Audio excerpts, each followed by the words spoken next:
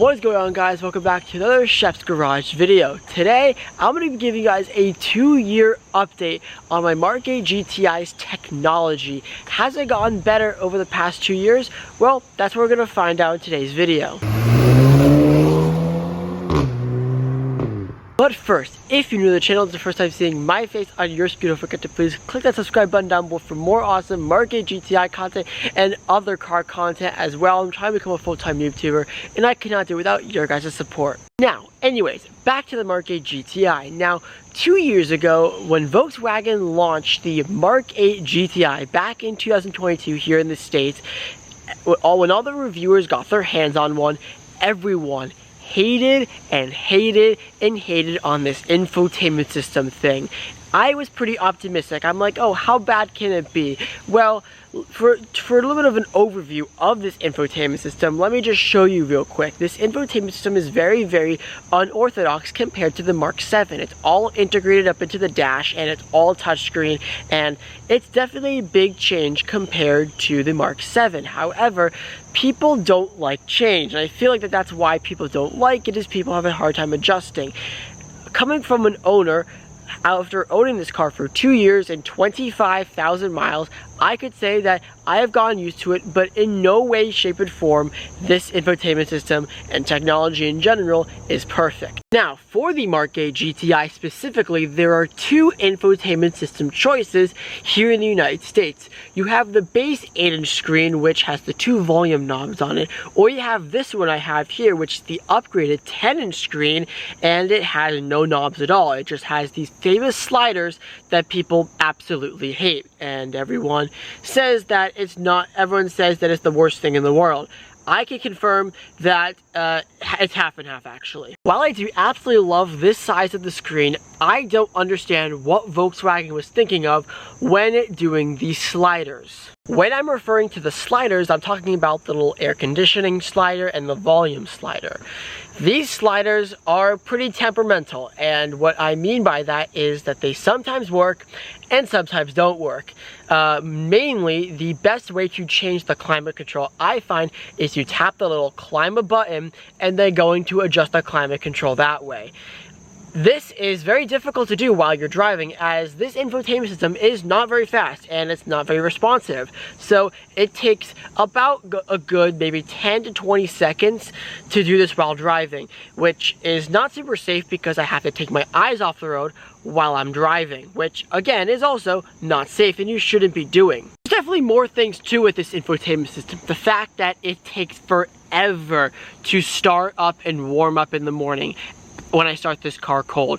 When I start this car cold, obviously a cold start, everything is turning on and everything, and it takes a good 2 to 5 minutes to get this infotainment system awake, which again is maybe not a problem for some people, but for me, who just wants to get up and going, even though I let my car warm up in the morning, it takes forever to get this infotainment system working. It is so slow in the morning, and this is especially a problem on like cold winter mornings when I want to get the heat on in my car as soon as possible, and I can't do that because my infotainment system is too busy loading everything. There's unfortunately more to it, this infotainment system, that is also really have been a big gripe of mine over the past 2 years, and that is the constant bugs and glitches with this technology and this infotainment system in general. Some mornings, the radio will not play through any of the speakers in my car.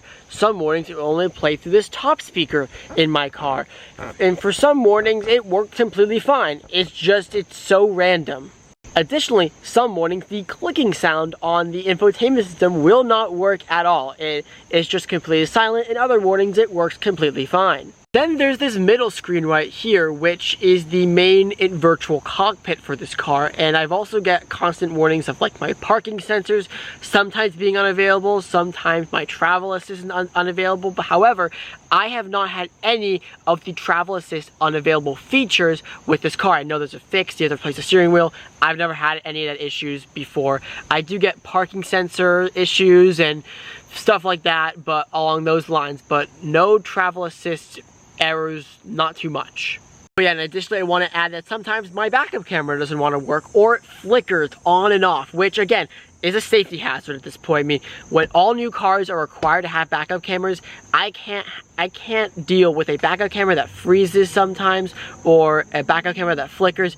I need my backup camera. That's how I learned to drive, and if I don't have one, I mean, I've never really learned how to drive without it, if that makes sense. I mean, I'm just being as honest here. I know a lot of people may laugh at me, but when I passed my driver test, I learned with a backup camera. I mean, that's how my kids my age learn nowadays. So I know you guys are probably going to be asking, Chef, why is this? Why don't you get any of this fixed? And the thing is, I've tried to. I went to 2 different Volkswagen dealerships and explained all of those problems there. Some I didn't mention, but you get the idea.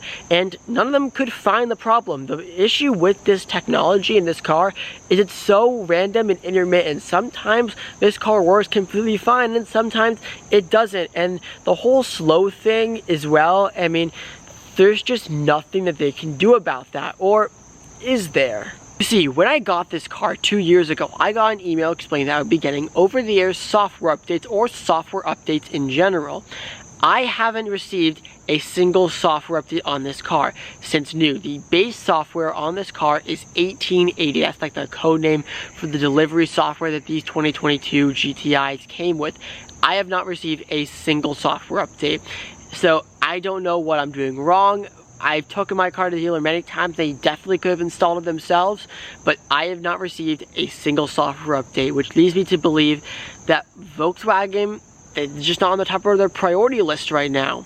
Additionally as well, I do have another theory as well. I have a theory that because the new 8.5 GTI is about to come out, or has came out already, they completely revised the infotainment system on that, and I bet they just shifted their priorities to that, the better new revised infotainment system, and just kind of left these owners of this previous infotainment system be, and they just are not planning to update them anytime soon.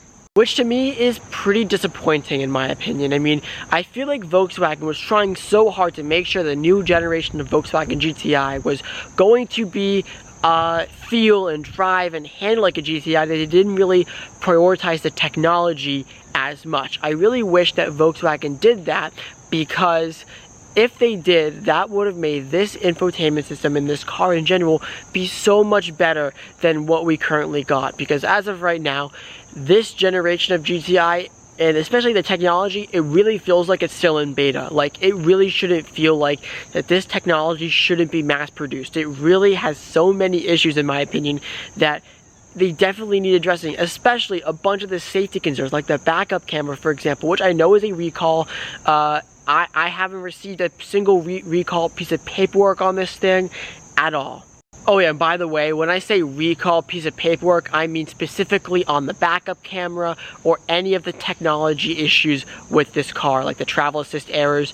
I've received paperwork on the radiator issue or the sunroof issue. Other than that, I have not received a single piece of paperwork regarding any of the technology in this car. So I want to know what your thoughts are on this whole topic down below. Should Volkswagen follow through with these software updates for existing Mark 8 owners, or should Volkswagen just completely forget them and that's the software that they get, and you know, and have them fully focus all their attention on the Mark 8.5 GTI. Let me know in the comment section down below what you guys think on this discussion. You know, even though this car does still have these issues, it's still a really good driving car in my opinion, and I absolutely love it. It's just the technology sometimes just really gets on my nerves, and I thought I had to make this video just to explain to you guys, really be upfront of all the problems I'm experiencing. So thank you guys so much for watching this video. If you did, comment, like, and subscribe, and I'll see you guys next one. Peace.